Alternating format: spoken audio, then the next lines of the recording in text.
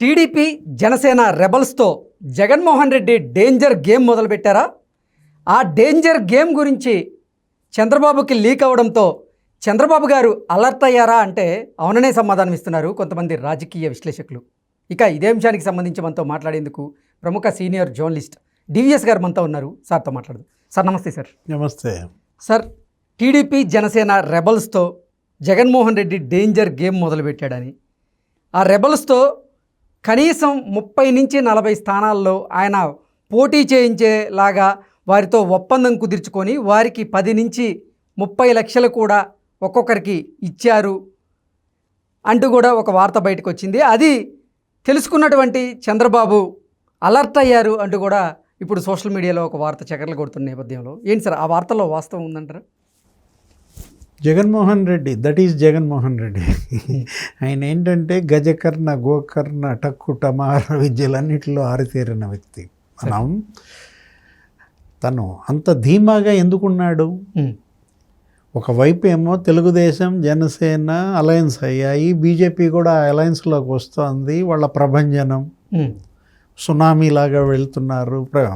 ఎలక్షన్కి 3 నెలల ముందే వాళ్ళు గెలిచేశారు అని ప్రజల్లోకి వెళ్ళింది కదా. జగన్మోహన్ రెడ్డి ఓడిపోతున్నాడు అని వెళ్తున్నప్పుడు కానీ జగన్లో ధీమా ఏది చూసుకుని వై నాట్ 175 అని ఎలా అనగలుగుతున్నాడంటే ఇదే కారణం. ఏది ఇప్పుడు నువ్వు చెప్పినటువంటి డేంజర్ గేమా? తెలుగుదేశంలో అసంతృప్తులు, ఏది అలయన్స్ వల్ల సీట్లు కోల్పోయిన వాళ్ళు, అదేవిధంగా జనసేనలో అసంతృప్తులు. వీళ్ళతో ఆల్రెడీ మాట్లాడటానికి ఒక వింగ్ ఒకటి రెడీ చేశాడు. ఏది ఆయనకు అనేక వింగ్స్ ఉన్నాయి. ఏది సైన్యం అంటున్నాడు కదా. వాలంటీర్ల సైన్యం దాని పని అదే, ఐపాక్ సైన్యం దీని పని ఇదే. ఈ సైన్యం వేరుగా ఉంది. ఇదేంటి? Under cover. దీన్ని మనం ఏమంటాం? అండర్ కవర్ ఆపరేషన్ అంటాం. ఎక్కడ మన పోలీస్ భాషలో, మన క్రిమినల్స్ భాషలో చెప్పుకోవాలంటే కోవర్ట్ ఆపరేషన్స్. అండర్ కవర్ ఆపరేషన్స్లో అందవేసిన చెయ్యి. ఏది వ్యాపారంలోను తర్వాత రాజకీయంలోనూ మనం చూసాం కదా. ఇప్పుడు ఇక్కడ జరుగుతున్న అండర్ కవర్ ఆపరేషన్ ఏంటి అంటే ఇదే అన్నమాట. ఏది ఎక్కడెక్కడ ఎవరెవరు సీట్లు కోల్పోతున్నారు అనేది తెలుసుకుని ముందే వాళ్ళకి వర్తమానాలు పంపటం, వాళ్ళకి అడ్వాన్స్ పేమెంట్స్. ఇప్పుడు నువ్వు చెప్పిన అమౌంట్స్ ఎంత ఉన్నాయి? 10 నుంచి 30 కోట్లు అంటే సార్ ఒక్కొక్కరికి. అంటే వాళ్ళ వల్ల అసలు ఓట్లు చీలే అవకాశం ఉంటుందంటారా సార్ రానున్న ఎన్నికల్లో ఈ రెబల్స్ వల్ల? అంటే ఎంతైనా చీలిస్తే చాలు కదా. ఇప్పుడు ఏంటి, ఇప్పుడు రేపు పొద్దున రాబోయే మెజారిటీలు థండరింగ్ మెజారిటీస్ అయితే ఇవేమీ ఆగవు. ఏది నువ్వు చెప్పింది ఏది ఆగదు. వేవ్ గనక క్రియేట్ అయింది అనుకో, ఊడ్చుకుపోవటమే అన్నమాట. ఏంటి ఇంకా నీకు సునామీ. ఏది జగన్మోహన్ రెడ్డికి ఇంకా అక్కడ డిపాజిట్లు కూడా రాని పరిస్థితుల్లో కనుక ఉన్నట్లయితే ఏమవుతుంది? నువ్వు అన్నట్టు ఇదే జరుగుతుంది, స్వీప్ అన్నమాట. అప్పుడు ఇవి నిలబడవు. కానీ ఎక్కడన్నా దింపుడు కల్లాం ఆశ అంటారు దీన్ని. డెడ్ బాడీ మనం ఫినరల్కి తీసుకెళ్ళేటప్పుడు పెద్దలు ఏం చేస్తారు? శవాన్ని ఒక 3-4 సెంటర్లో దించుతారు. అంటే ఏంటి? వాడు బతుకుతాడు, లెగుస్తాడు అనే ఆశ. కొన్ని చోట్ల ఎప్పుడో 1 లక్షలోనో 10 లక్షల్లోనో ఒకడు లేచి ఉంటాడు. అట్లా ఇప్పుడు దింపుడు కల్లా ఆశతో జగన్మోహన్ రెడ్డి కూడా వీళ్ళని తయారు చేస్తున్నాడు అన్నమాట. Covert operations. ఇది అయ్యేది కాదు, చచ్చేది కాదు అన్నమాట. ఎందుకంటే ముందే అటు తెలుగుదేశం ఇటు జనసేన ఇద్దరూ కూడా వాళ్ళతో మాట్లాడుకుంటున్నారు, నచ్చ చెప్పుకుంటున్నారు. ఏది సీట్లు ఎవరైతే అక్కడ త్యాగం చేయాల్సి వస్తుందో వాళ్ళని పిలిచి మాట్లాడటం చంద్రబాబు పరంగా తెలుగుదేశం పార్టీలో అక్కడ జరుగుతోంది ఆ కసరత్తు. అవును. పవన్ కళ్యాణ్ పరంగా జనసేనలో ఇక్కడ కసరత్తు జరుగుతోంది. ఎందుకంటే వాళ్ళకి మంచి సమయం కూడా దొరికింది. అవును. ఒక 3 నెలల సమయం వాళ్ళకి లభించడం కూడా గొప్ప విషయం. ఈ పొత్తు అంతా కూడా కాంక్రీట్ అయిపోవడానికి అది దోహదపడింది అన్నమాట. అయినా జగన్మోహన్ రెడ్డి రాబోయే 2 నెలల్లో ఇంకెన్ని ఎత్తులేస్తాడో మనం చెప్పలేం. ఏది ఒకవైపేమో అటు చంద్రబాబు, ఇటు పవన్ కళ్యాణ్, పైనుంచి బీజేపీ, ముగ్గురి మద్దతు ఆయనకి లభించని పరిస్థితుల్లో ఆయన ఒంటరిగా మిగిలాడు. ఇవాళ అతనితో పొత్తు పెట్టుకోవడానికి ఎవరు సిద్ధంగా లేరు. ఇప్పుడు సిపిఐ, సిపిఎం, కాంగ్రెస్ ఇవి మూడు కూడా ఇండియా కూటమిగా ఏర్పడుతున్నాయి. మనం చూసాం. ఇప్పుడు షర్మిల వచ్చిన తర్వాత ఆంధ్రప్రదేశ్ రాజకీయం ఒక చిత్రం కొద్దిగా మళ్ళా షేక్ అవుతుంది. అవును. ఏది ఇంతకుముందు అనుకున్నది ముఖాముఖి పోటీ అనుకున్నది, ఫేస్ టు ఫేస్ ఉంటుంది అనుకున్నది కాస్త త్రిముఖ పోటీగా మారుతుంది. ఏది ఇప్పుడు షర్మిల సిపిఐ సిపిఎం గనక ఉన్నట్లయితే ఆ ఇండియా కూటమి చీల్చే ఓట్లు ఎవరివి? తెలుగుదేశం జనసేన ఓట్లను చీలుస్తుందా, లేకపోతే క్రిస్టియన్ ఓట్స్, బడుగు బలహీన వర్గాల ఓట్లు, కాంగ్రెస్ పార్టీ సనాతన ఓట్ బ్యాంక్ కదా, సిపిఐ సిపిఎం అదే కదా. అయితే గనక చీల్చినట్లయితే అది జగన్మోహన్ రెడ్డికి చావు దెబ్బ. అవును. ఇండియా కూటమి తన ఓట్ బ్యాంకుకి ఎంత బెజ్జం పెట్టుద్దో అంత బెజ్జం తెలుగుదేశం జనసేనకు పెడదామనే ఈ డబ్బు బయటికి తీసాడనమాట. ఇవాళ ఆయన దగ్గర, జగన్మోహన్ రెడ్డి దగ్గర కుప్ప తెప్పలుగా డబ్బు ఉంది, లక్షల కోట్లు ఉన్నాయంటారు. వెదజల్లడానికి సిద్ధంగా ఉన్నాడు. ఆల్రెడీ అన్ని చోట్ల నెలమాళిగల్లో నిక్షిప్తం చేయబడే ఉందంటున్నారు నిధుల. ఇప్పుడు sand mafia, land mafia, wine mafia, mine mafia ఇవన్నీ ఉన్నాయి కదా. ఈ మాఫియా డబ్బంతా కూడా ప్రతి నియోజకవర్గంలో కేంద్రీకృతమైంది.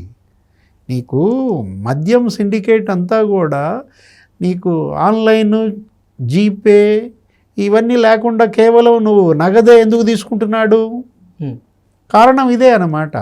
ఏది బ్లాక్ మనీని విపరీతంగా పెట్టాడు ప్రతి నియోజకవర్గంలో. ఇవాళ ఇన్ఛార్జీలందరి దగ్గర జగన్మోహన్ రెడ్డి పెట్టినటువంటి డబ్బే కాదు, ఇప్పుడు ఈ ఇన్ఛార్జీలంతా వసూలు చేస్తున్నారు. 7 జాబితాల్లో 70 మందిని మార్చాడు. ఈ మార్చిన కొత్త ఇన్ఛార్జీలందరూ కూడా ఇక జోలి పట్టారంట. ఎలక్షన్ ఫండ్ మొత్తం వసూలు చేస్తున్నారు. వీళ్ళ పేర్లు ప్రకటించి ఎన్ని రోజులైంది? ఇప్పటికీ 20 రోజులు కాల. 20 రోజుల్లోనే రోజుకి 50 లక్షలు పెట్టుకుని 10 కోట్లు వసూలు చేశాడంట ఒకడు. ఏది రియల్ ఎస్టేట్ వాళ్ళ దగ్గర. ఇప్పుడు 40 ఎకరాల్లో ఒక చోట లేఅవుట్ వేశారంట. వాడేదో వెంచర్ పాపం. ఆయన కొత్తగా నియోజకవర్గం మారినటువంటి ఒక పెద్ద షాట్ ఏం చేశాడు? మరి 40 ఎకరాల్లో నువ్వు వెంచర్ సిద్ధం చేశావు కాబట్టి 40 లక్షలు అడ్వాన్స్ ఎలక్షన్ ఫండ్. అంటే ఆ నియోజకవర్గంలో ఇసుక రీచ్లు తవ్వకాలు జరుగుతున్నాయి, వాళ్ళకి రీచ్కి 50 లక్షలు అంట. ఏంటి ఈ విధంగా ఇప్పటికే ఈ 20 రోజుల్లో 20 కోట్లు వసూలు చేశారంటే ఇక రాబోయే 40-50 రోజుల్లో ఎట్లుంటుంది? ఈ డబ్బు అంతా వదులుతారనమాట రేపు పొద్దున. అంటే రేపు జరగబోయే యుద్ధం పేదలకి పెత్తందారులకి మధ్య యుద్ధం కాదు. ఏది ఈ డబ్బుకి మద్యానికి మధ్య యుద్ధం అన్నమాట. మాఫియాకి పేదలకి మధ్య యుద్ధం. దీనిలో మరి ప్రజా తీర్పు ఎంతవరకు బయటకు వస్తుందో చూడాలి. వీటన్నిటినీ కూడా అధిగమించి ప్రజలు వాళ్ళ యొక్క తీర్పుని ఇవ్వాలి. ఇప్పుడు బాధలు పడ్డారు. ఒక బాధ కాదు, అనేక రకాల బాధలు గత 5 ఏళ్లలో చూసాం. జగన్ బాధితులు లేని ఊరు లేదు, లేని వాడ లేదు. ఏది ప్రతి చోట ఆయన బాధితులే అన్నమాట. ఇంకా పైపెచ్చి జగన్మోహన్ రెడ్డి ఇవాళ ఒంగోలు సిద్ధం సభ పట్టాల పంపిణీ సభలో ఏమని చెబుతాడు? మీ ఇంట్లో మంచి జరిగితేనే నాకు ఓటేయండి అంటున్నాడు. మీ ఇంట్లో మంచి జరిగితేనే నాకు ఓటేయండి అంటే నవ్వాలో ఏడవాలో తెలియని పరిస్థితి. అసలు ఏ ఇంట్లో మంచి జరిగింది, ఏ మంచి చూసి అతనికి ఓటేయాలి అనేది కదా ప్రశ్న. మీ ఇంట్లో మంచి జరిగితే ఓటేయండి అని డాక్టర్ సుధాకర్ కుటుంబాన్ని అడిగితే వేస్తారా? అదే కదా. అబ్దుల్ సలాం కుటుంబాన్ని అడిగితే వేస్తారా? మిస్బా కుటుంబాన్ని అడిగితే వేస్తారా? ప్రతి కుటుంబంలో జగన్ బాధితులు ఉన్నారు. సార్, ఇప్పుడు అసలు ఈ టీడీపీ జనసేనకు సంబంధించినటువంటి రెబల్స్ జగన్మోహన్ రెడ్డి చూపించినటువంటి ఆశపడి వాళ్ళు అసలు వెళ్ళే పరిస్థితి ఉందంటారా? ధనానికి ఆశపడి. అంటే ఇక్కడ డబ్బే కాదు, ఇక్కడ ఏంటంటే ఒకటి బాధ, సీటు కోసం ఆశ పెట్టుకున్నాడు, సీటు రాలేదు అనే ఉద్దేశంతో డబ్బుకి కనుక లోబడితే రాబోయే 5 ఏళ్లలో ఏం జరుగుద్ది? ఈ 10 లక్షలకో, ఈ 30 లక్షలకో, 10 కోట్లకో, 30 కోట్లకు ఆశపడితే వెళ్తే వెళ్ళినాళ్ళ పరిస్థితి ఏమైంది? ఎగ్జాక్ట్లీ. ఇప్పుడు జగన్మోహన్ రెడ్డి ఇవాళ 70 మందిని మార్చేశారని మనం అనుకున్నాం. వాళ్ళకన్నా వీళ్ళేం ఎక్కువ కాదుగా. అవును. యూజ్ అండ్ త్రోల్లో జగన్మోహన్ రెడ్డిని మించినోడు లేడు అని ఎవరు చెప్తున్నారు? వాళ్ళ కుటుంబ సభ్యులు చెప్తున్నారు. సొంత చెల్లే చెప్తోంది. ఏమని? నేను మా అన్న కోసం ఇంత చేశాను, ఒక పదవి నేను అడగలేదు, నా కుటుంబానికి ఇంత అన్యాయం చేశాడు, మా నాన్న ఆత్మ క్షోభిస్తోందంది, మా అమ్మ బాధపడుతోందంది. ఎవరు? షర్మిల నిన్న రోడ్డు మీద కూర్చొని విజయవాడలో ఆ అమ్మాయిని ఈడ్చి వెహికల్లో పడేశారు. అవును. ఎవరిని? షర్మిలని. Use and throw Jaganmohan Reddy అని చెప్పి షర్మిల చెప్తోంది, బ్రదర్ అనిల్ చెప్తున్నాడు, వాళ్ళ ఎమ్మెల్యేలే చెబుతున్నారు కదా, వాళ్ళ ఎంపీలే చెబుతున్నారు కదా. ఏది? ఎలీజా, అర్దర్, మరి జోనల్, ఎంఎస్ బాబు దగ్గర నుంచి బిగినైంది ఇది. ఏది? ఆది మూలం. ఇప్పుడు మా మీద వ్యతిరేకత ఏముంది? ఉన్నదంతా నీ మీదే వ్యతిరేకత కదా, మా సీట్లు మీరు ఎందుకు క్యాన్సిల్ చేస్తున్నారని కదా. వీళ్ళందరికన్నా తెలుగుదేశం ఇప్పుడు రేపు రెబల్స్గా వేసే వాళ్ళని ప్రేమిస్తాడా? జగన్మోహన్ రెడ్డి సైకాలజీ గురించి నీకు నరసింహారావు గారు తెలుసు. సరే, ఆయన మన జర్నలిస్టు, మన రేపు అదేదో పత్రిక ఉంటుంది. ఆయన ఏమని చెప్పేవాడు? ఇప్పుడు కాదు, నేను 10 ఏళ్ల క్రితం స్టోరీ చెప్తున్నా. ఆయన పార్టీ పెట్టినప్పుడు జగన్మోహన్ రెడ్డి మైండ్ సెట్ గురించి ఆయన అధ్యయనం చేయమని ఎవరో చెబితే ఆయన ఒక ఆర్టికల్ రాశాడు. ఏమని? కోళ్ల ఫారం యజమాని మనస్తత్వం జగన్ మనస్తత్వం ఒకటే. కోళ్ల ఫామ్ యజమాని ఏం చేస్తాడు? కోళ్లను బాగా బలిపించి మేత పెట్టి కటింగ్కి ఇస్తాడు. నిర్దాక్షిణ్యంగా డ్రెస్సింగు, ఎంట్రికలు పీకటము, కాల్చటము, కొట్టటము.